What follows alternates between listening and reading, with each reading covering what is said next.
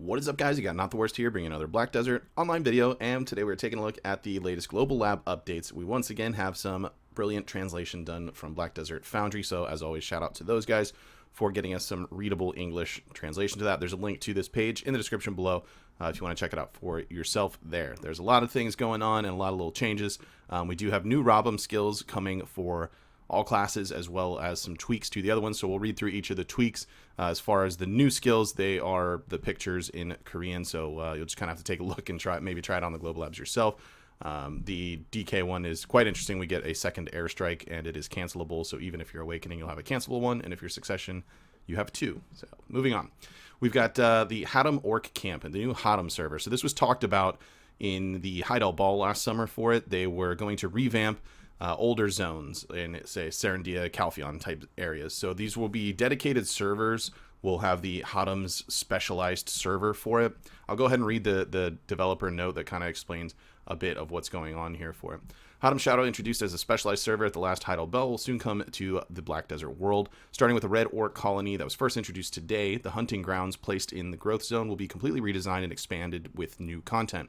Many people wanted to know what this content was about. First of all, Haddam server is currently changing some of Black Desert's live servers to a separate, specialized server. For example, a Red Orc Colony is a structure in which normal orcs are infested with normal servers and orcs encroached by Haddam in specialized servers. In particular, this content is designed as content for existing adventurers, not new adventurers. So once updated, you'll be able to access the relevant content by entering that server. Excuse me. In addition, the redesigned hunting grounds are not simply approached by the concept of hunting ground expansion, but various devices are being prepared to give adventurers new challenges and goals. Therefore, a new type of loot will be added. We're designing it to serve as a platform for more adventurers to become stronger. In addition, the specialized server adds various unexpected elements that occur in real time on the field. So even if you don't have a party, adventurers can naturally cooperate or compete fiercely for greater gain. The hunting ground itself will also reinforce the strategy and fun elements, and there may be differences between hunting grounds, but in some areas, when the power of Haddam grows and becomes overwhelming, it may become a terrifying place beyond the existing ash forest or tomb where the thoughts are sleeping. To give you a little hint about the loop, we're also preparing a form that draws out new powers of the Black Star equipment by using special substances obtained from contaminated monsters. So it looks like we're going to have some more increases to gear, at least to some degree, with this coming out. We've got Karanda Singing Storm, the boss rework. This is same as Nightmare Zarka and the upgraded Nuver as well. That can spawn. It's just moving on to Karanda. The next one's going to be Kudum, and then they do note in the note there that after that Kudum, perhaps the Ancient Kudum will be the strongest boss compared to the other three on it. That's all that's noted there. Horse Racing rework. We saw a bit of this with the new horse that was introduced last week, so we're still getting some tweaks and things going through how the Grand Prix is exactly going to work for it. We have a new field boss, the Black Shadow. This is actually pretty interesting. So it's a field boss, however, instead, the appearance method is different from the existing field bosses. The location of the appearance is fixed and appears once a week at a set time.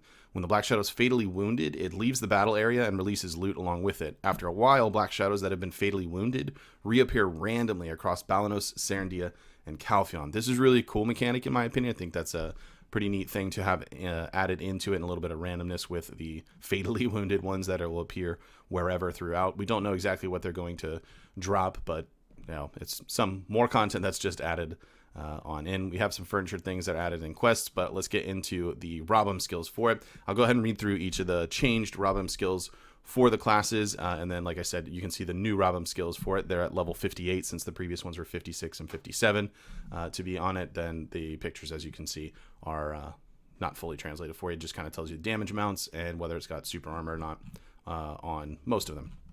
So anyways, first up, we've got Warrior. Is 56 Seismic Strike, increase the speed of linking the skill to Prime Evasion and Head Chase as well.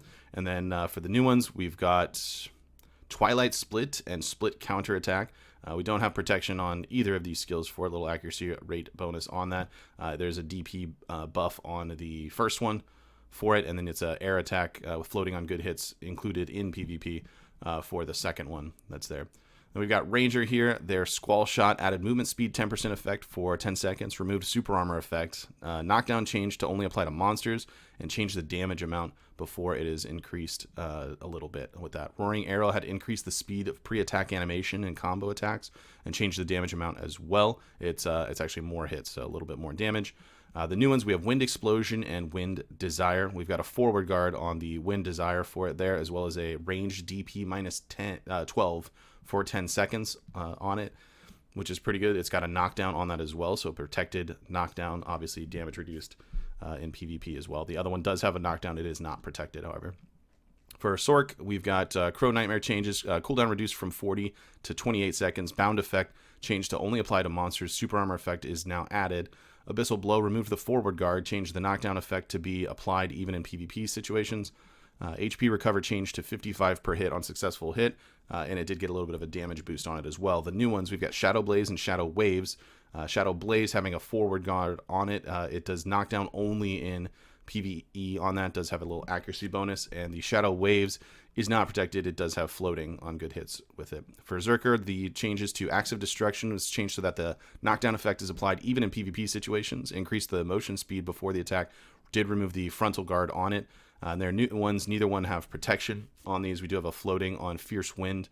The other one, Reign of Frenzy, is down attack, and then bound spin and pull only in PvE. Doesn't have any CC applied. For PvP, it does have a DP boost to it and movement speed debuff, as well as bleeding. Tamer, the Horror Slam was changed so that the bound effect is applied only to monsters. The damage was increased by a good amount. Jolt Stab increased movement speed before the attack, and the damage was also increased. We've got new ones, Thunderbolt and Breath Spike. Thunderbolt having super armor on it. It has knockback only in PvE. It's got an attack speed debuff as well as an HP recovery. And then for Breath Spike, we do have knockdown on it. It is unprotected, however. Musa, we've got some changes to Steel Gale. It's increased in damage for it. Pouncing Dragon had its all DP minus 15 effect added to it for 10 seconds, and the damage also increased by a lot on that one. Their new ones are Storm Slash and Violet Storm. Neither one are protected. We've got floating only in PvE on the first one. We do have floating in both applications on the second one, Violent Storm. Again, not protected on either of those. For Meiwa, we've got Chaos Crimson Gust changes, just damage increase by a lot. Blooming Stride has an added movement speed minus 50% effect for 10 seconds on successful hits. And their new ones, Cyclone Decapitation and Dragon Decapitation. Also, neither of these have protection on them. We do have some floating available on the first one. The second one's got spin in PvE only, but it does have stun available in both, but not protected. For Valkyrie, some changes. Celestial Cry cooldown time was changed from 60 down to 40. Super armor effect was added, and some of the skill description has changed. Divine Descent cooldown changed from 120 down to 60 seconds. Increased the linkage speed with other skills. 5% increase down air attack damage has been changed to a 5% increase in all special attack damage. Removed the melee DP buff on it and removed the stun on successful hits. Judgment of the Holy Light and Judgment of the Brilliant Light are the two new ones. Neither one are protected on this. We've got down smash and down attack on Holy Light, and then for Brilliant Light, we've just got straight down attack on it. Of course, it's Valk, so we're not surprised by these insane accuracy modifiers added to them as well. Kuno's changes, Ninjutsu Sinew Cut added details on stealth effect to the description, and Assassin's Trail increased the attack speed of the skill, reduces the distance moving backwards, changes the Shadow Stepping skill to activate immediately after using their skill. And for their new ones, we've got Target Bondage and Ninjutsu Ankle Cutter. The first one, Bondage, having super armor on it. It is a down attack as well. It's got a movement speed debuff, which is pretty nice. And then your sprint speed plus 20% for 20 seconds and no stamina consumed. On the Ninjutsu Ankle Cutter, we don't have any protection for it. We've got down attack available with a 100% crit rate, and it looks like just a lot of damage for it in general. Ninja, we've got Moon Dive changes, added a phrase stating that damage is reduced during PvP. The point of time when stealth is applied while using the skill has been accelerated, and when additional arrow keys are pressed during the attack, it moves and stealth is applied. For Ninjutsu Decapitation, we've got an added minus 15 DP for 10 seconds. We've got some damage increases to the skill as well. And the attack range for some of the hits was increased equal to the last hit. For new ones, we've got Goblin Slash and Goblin Claw. For Slash, we've got forward guard on this. It's floating in PvE only. For that, the Claw itself does not have protection on it. It does have down attack on it as well. Witch and Wiz for Trembling Thunder increased the casting speed, removed super armor and stiffness effect that only applies to monsters, added a bound effect upon successful hit. And then we've got Sage's Light, now recovers 1500 HP and 1000 HP of nearby allies.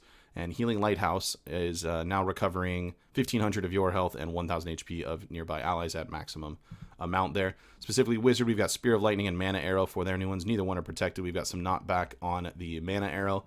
For Witch, neither one are protected as well. Lightning Arrow and Mana Arrow for that, same thing. Knockback on good hits for the Mana Arrow. For DK, we've got a change to Wrath of Vidir.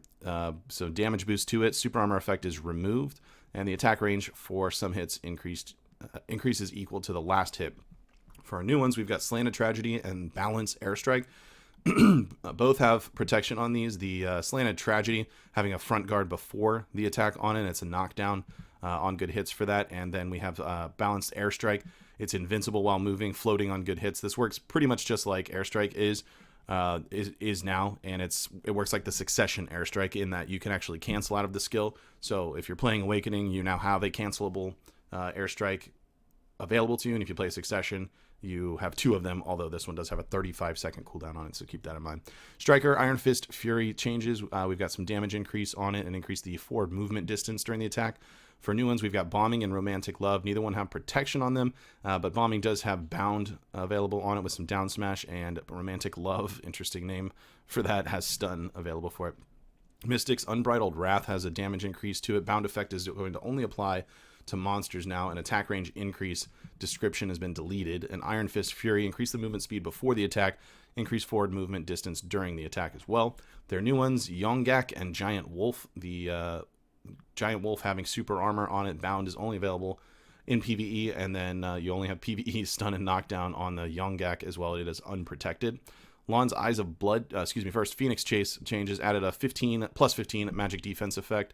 Eyes of Blood also gets that as well. Bound effect changed to knockdown on successful hit. Cooldown times changed from 8 seconds to 10 seconds, and it has a damage decrease on it coming from 1044 down to 733. Cymbidium Trail changed the section to which the super armor effect is applied before the super armor is during 1 and 2 hit attacks, and the super armor is now while using skill after the changes here. We've got Branch Window and Soul Vaccine for it. Soul Vaccine does have super armor on it, as well as a minus 20 DP on it. It pulls the target in PvE only. And then the Branch Window has Stiffness and Knockdown available, but it is unprotected. For Archer, we have quite a few changes to their current ones. Radiant Storm added a plus 15 magic defense, removed the knockdown effect, and then increased the damage. Deadly Explosion also has 15 magic defense added, changed the knockdown effect to apply even in PvP for it, and it had damage sort of changed. It was 1044 by 2 previously, and it's 733 by 4 now, so sort of a change there. Ultimate Verdure Clout changed the super armor effect to the forward guard effect during one hit attack, changed to be able to link with a running skill after a one hit attack. Radiant Ensnare changed the forward guard effect to the super armor effect and changed to be able to link with running as well. Added Stiffness effect when one hit is successful, and deleted air attack and air smash effects when 2 hits are successful. For their new ones, we've got Arrow Through the Source and Earth of Judgment. Neither one are protected for it. The Arrow Through the Source is got some MP recovery available to it with a down attack as well. Earth of Judgment does have knockback on good hits available. For Shy, it's still a thing. Over there's got a 15 magic defense being added to it and increased the linkage speed for it. Sharing is Caring also gets the same bonuses applied to it. For their new ones, they've got Be Careful and Now. Both of them are protected. Indeed, the Be Careful giving you a recovery of 1000 HP when hitting an enemy player. And for the Now, you'll reveal nearby enemy players for 10 seconds, as well as a minus 20% movement speed debuff. Guardian for Merciless Smash added a 15 magic defense effect for it. Movement speed before attack increases. Pulverization also gets 15 magic defense and movement speed before it increases. Amua Circle has the HP recovery removed. Also removed the plus 20 all DP effect for it. Increased the attack range significantly. They are new ones. We've got Solid Punishment and Tayson Wolim. The first one having Bound on it but no protection, and the second one having a super armor with an all DP plus 20, as well as some accuracy bonuses for it there. Hash has some changes here. For Dominion Slash, added a plus 15 magic defense, removed the down attack effect. PvP damage decreased by about 22%. From what I heard from most Hash players, it was kind of overpowered in the first place, so this kind of makes it into reality of where it should have been to start with. For Prophecy Blade, removed the down attack effect. PvP damage decreased by about 28%. Changed so that the 50% crit chance effect is applied only to monsters. For Mirage Assault, removed the air attack effect. PvP damage decreased by 25%. 100% crit chance effect applied only to monsters. They're new ones. They're getting Shadow Drawing and Sandstone. Both of these are protected. Shadow Drawing is super armor on it and has stiffness on good hits. There's no collision for them. Sandstone is invincible when disappeared, along with the skill there. There's no CC on that one. So there you have it. There's all the new updates coming through. Hopefully you are as excited as I am to see these implemented in. Even the PvE stuff that's getting added with these boss monsters in these new servers is really cool. But these Rabam skills are going to be really exciting, I think, for everyone, whether you're talking PvE or PvP. So let me know what you guys think about it in the comments down below. I would be interested to hear from you. If you did enjoy the video, be sure to like it. If you're new to the channel, be sure to subscribe so you get notifications when new videos do go live. And if you'd like to catch me playing live, there's a link to my Twitch page in the description below. You can head on over there, drop a follow so you'll get an update for that as well. With that said, that's going to be it for this one. I want to thank everybody for watching, and I will see you next time.